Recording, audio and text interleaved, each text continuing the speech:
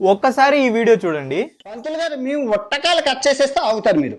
నువ్వు రాతగాని చెప్పడానికి పోసేస్తామని సిద్ధాంతం పెడితే సౌదీ అరేబియాలో గాన వాళ్ళ హక్కులు పోతాయి. ఇప్పుడు ఇస్లామిక్ మతంలోని హిందూ మతంలోని చాలా దారుణం అయిపోయిన లంజా కొడుకు వాడు చెప్పడం మీరు వినడు. అన్వేషణ ఒకటే చెప్పాలనుకుంటున్నా నేను. నువ్వు ఇన్ని దేశాలు తిరిగి మైండ్ దొబ్బింది అనుకుంటా నీకు.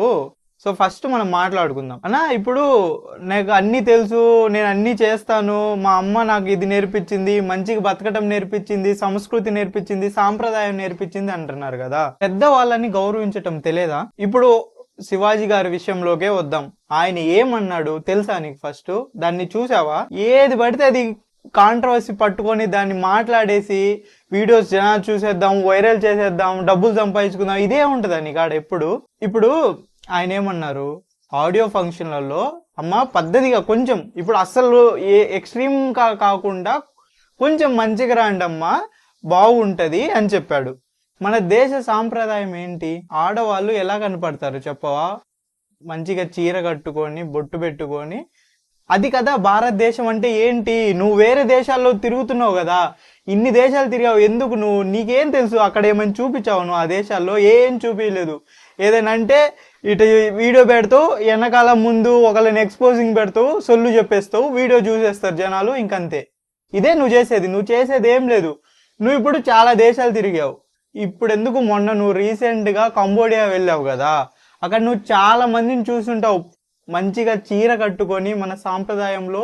అక్కడ ఆ దేశం వాళ్ళే, చైనాలో కావచ్చు, ప్రతి దేశంలో నీకు కనపడతారు కదన్నా. అది కదా మన అంటే, అది కదా మన భారతదేశం అంటే. నువ్వు ఎలా చెప్తావు? వేసుకోవచ్చు, తప్పు లేదు. ఇప్పుడు నువ్వు మాట్లాడింది తప్పు అంటున్నా నేను. అలా పెద్దవాళ్ళని అలా చెప్పడం తప్పు. తర్వాత వాళ్ళు ఏమన్నారో అది తెలియకుండా నీ ఇష్టం వచ్చినట్టు మాట్లాడేస్తున్నావు నువ్వు.